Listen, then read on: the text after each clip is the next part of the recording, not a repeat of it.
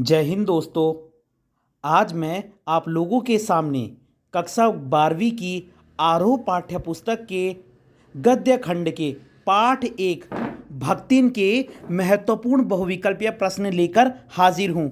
जैसा कि आप सभी लोग जानते हैं कि इस वर्ष पाठ्यक्रम में बहुत बड़ा बदलाव हुआ है और आप लोगों की अर्धवार्षिक परीक्षा में सभी प्रश्न बहुविकल्पीय रूप में पूछे जाएंगे।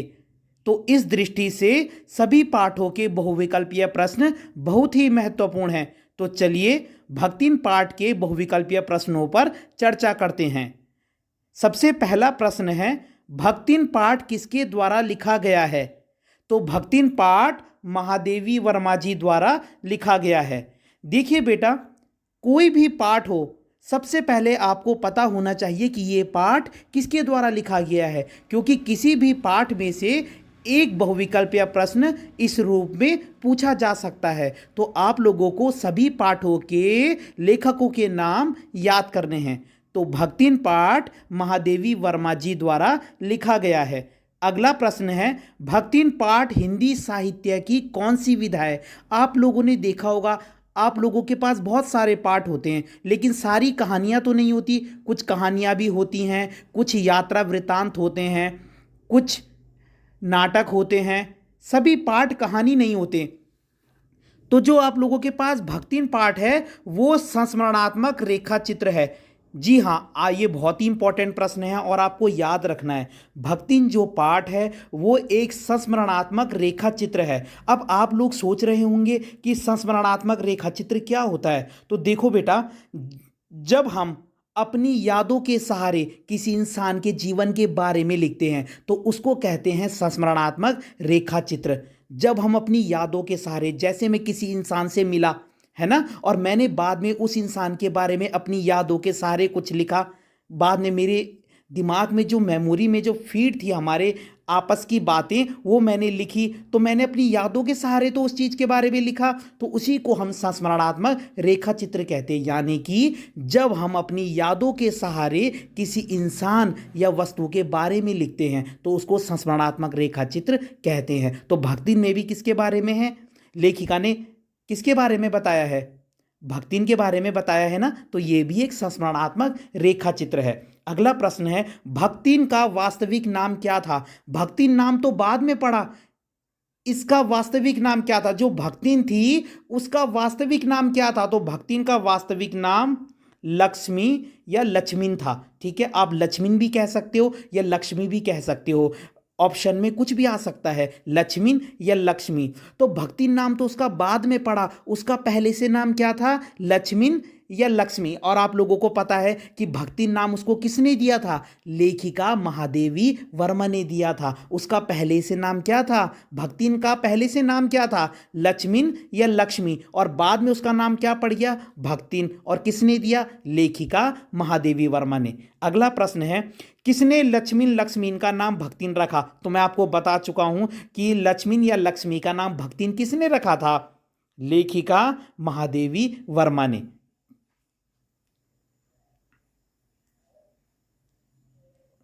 अगला प्रश्न है, भक्तिन महादेवी वर्मा से कितनी बड़ी थी? यानी कि जो लक्ष्मी है, देखो बेटा, आप लक्ष्मी बोलो, लक्ष्मीन बोलो या भक्तिन बोलो, तीनों एक के ही नाम हैं। तो पेपर में कुछ भी आ सकता है कि भक्तिन लेखिका महादेवी वर्मा से कितनी बड़ी थी या लक्ष्मीन महादेवी वर्मा से कितनी बड़ी थी। तो आप लोग कंफ्यूज मत होना, लक्ष्मी, लक्ष्मी या लक्ष्मीन या भक्तिन, ये सब एक के ही नाम है। लक्ष्मी या लक्ष्मी नाम तो उसका पहले था और भक्तिन नाम उसको बाद में लेखिका ने दिया। तो जो लक्ष्मी है या भक्तिन है वो लेखिका से कितनी बड़ी थी? तो वो लेखिका से करीबन 25 वर्ष बड़ी थी, 25 साल बड़ी थी। कौन? लक्ष्मी, लक्ष्मीन या भक्तिन, आप तीनों में से कुछ भी कह सकते हैं। अगला प्रश्न है, भक्तिन किस गांव की रहने वाली थी? तो जो भक्तिन थी वो किस गांव की रहने वाली थी? वो झूसी गांव की रहने वाली थी। बहुत इंपॉर्टेंट प्रश्न है, भक्तिन किस गांव की रहने वाली थी, या लक्ष्मी किस गांव की रहने वाली थी, या लक्ष्मीन किस गांव की रहने वाली थी? तो वो झूसी गांव की रहने वाली थी। अगला प्रश्न है, भक्तिन का पति किस गांव में रहता था? यानी कि भक्तिन की जिससे शादी हुई थी या भक्तिन की कहाँ शादी हुई थी, किस गांव में शादी हुई थी, या उसका पति किस गांव का रहने वाला था? तो भक्तिन का पति हंडिया गांव का रहने वाला था। हंडिया, आप लोग याद रखेंगे कि भक्तिन जो है झूसी गांव की निवासी थी और उसकी शादी कहाँ हुई थी? हंडिया गांव में, यानी कि उसका पति हंडिया गांव का था। अगला प्रश्न है, भक्तिन का गौना किस आयु में हुआ? बेटा गौना का मतलब समझो। देखो यहाँ पे बहुत इंपॉर्टेंट प्रश्न है। भक्तिन की जो शादी थी ना, वो तो 5 साल में हो गई थी, लेकिन उसका जो गौना हुआ था वो 9 साल में हुआ था। जब वो 9 साल की थी ना, गौना किसे कहते हैं? जब शादी के बाद पति जो है अपनी पत्नी को घर ले जाता है ना, एक रस्म होती है। तो भक्तिन जो है अपने ससुराल में कब गई? जब वो 9 साल की थी। ठीक है, तो भक्तिन का अगर पूछेंगे कि गौना कब हुआ, तो आप लिखोगे 9 वर्ष में। और अगर पूछेंगे उसकी शादी कब हुई थी, तो वो 5 साल में। आपको कंफ्यूज नहीं होना है। अगर पूछा जाएगा कि भक्तिन का विवाह कब हुआ या लक्ष्मी का विवाह कब हुआ, तो आप आंसर होगा 5 साल। और अगर पूछा जाएगा कि भक्तिन का गौना कब हुआ या लक्ष्मी का गौना कब हुआ, तो आंसर होगा 9 साल। क्लियर है? अगला प्रश्न है, भक्तिन की कितनी बेटियां थी? तो भक्तिन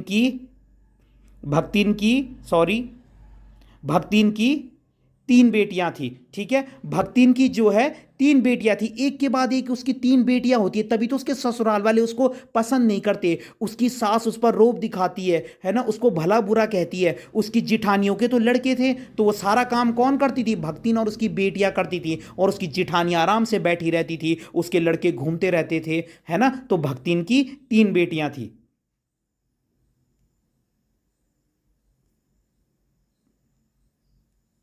अगला प्रश्न है, भक्तिन की कितनी जिठानियां थी? ठीक है बेटा, जिठानियां किसको कहते हैं? जो भक्तिन का पति है ना, उसके बड़े भाई की पत्नियां जिठानियां किसे कहते हैं? जो भक्तिन के जो पति हैं, उनके जो बड़े भाई हैं, उनकी जो पत्नियां हैं, वो भक्तिन की जिठानियां लगी। तो भक्तिन की 2 बड़ी जेठानियां थी जो उस पर बहुत अत्याचार करती थी। अगला प्रश्न है, भक्तिन का विवाह किस आयु में हुआ? तो मैंने आपको अभी पहले प्रश्न में बताया था कुछ समय पहले कि भक्तिन का जो विवाह है वो 5 साल की आयु में हुआ था। जब भक्तिन 5 साल की थी ना, तब उसका विवाह हो गया था, लेकिन उसका गौना कितने साल में हुआ? 9 साल में। अगला प्रश्न है, जब भक्तिन के पति की मृत्यु हुई तब उसकी आयु कितनी थी? आपको पता है बाद में भक्तिन का पति जो उसको बहुत प्यार करता है, देखो बेटा उसके ससुराल में केवल भक्तिन का पति ही था जो भक्तिन को बहुत ज़्यादा प्रेम करता था। बाकी उसकी सास, उसकी जिठानियाँ, उसके जेठ, कोई उससे प्रेम नहीं करता था। तो बाद में क्या होता है, जब भक्तिन 29 साल की रहती है, 29 ईयर की, तो उसके पति की मृत्यु हो जाती है। ठीक है, जब भक्तिन 29 साल की थी ना, तब उसके पति की मृत्यु हो गई थी। अगला प्रश्न है, भक्तिन के पति की मृत्यु कितने वर्ष में हुई? मतलब भक्तिन के पति जब उसकी मृत्यु हुई थी तो भक्तिन के पति की उम्र कितनी थी? तो भक्तिन के पति की उम्र थी 36 वर्ष से कुछ अधिक, यानी कि आप 36 साल के आसपास लगा सकते हैं। ठीक है,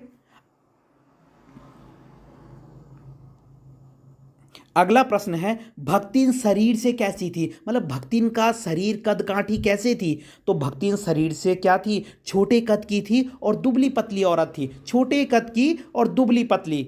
अगला प्रश्न है, महादेवी वर्मा ने भक्तिन के जीवन को कितने परिच्छेदों में विभक्त किया है? इसका मतलब है जो आप लोगों के पास ये पाठ है ना, जो भक्तिन की जो पूरी कहानी दी गई है, इसे कितने खंडों में विभाजित करके बताया गया है? तो इसका सही जवाब है 4। लेखिका ने भक्तिन की कहानी को 4 भागों में विभक्त किया है। ससुराल में भक्तिन के साथ सदव्यवहार किसने किया? मतलब ससुराल में भक्तिन के साथ अच्छा व्यवहार किसने किया था? जो भक्तिन का ससुराल था वहां उसके साथ अच्छा व्यवहार किसने किया? केवल आप लोगों को मैं बता चुका हूं, उसके पति ने। जी हां, ससुराल में केवल भक्तिन का पति ही उससे प्रेम करता था, उसके साथ अच्छे से रहता था। अगला प्रश्न है, महादेवी वर्मा ने लक्ष्मीन को भक्ति नाम किस आधार पर दिया? बहुत ही इंपॉर्टेंट प्रश्न है कि जो मैंने आपको बताया कि लक्ष्मी या लक्ष्मी को भक्ति नाम किसने दिया था? लेखिका महादेवी वर्मा ने। लेकिन क्यों दिया? कुछ तो देखा होगा उसमें ऐसा। तो कंठी माला देखकर, उसके गले में एक माला रहती थी, उसका बिल्कुल साधु जैसा अवतार था। अब देखो बेटा क्या होता है, मैं आपको बताता हूं।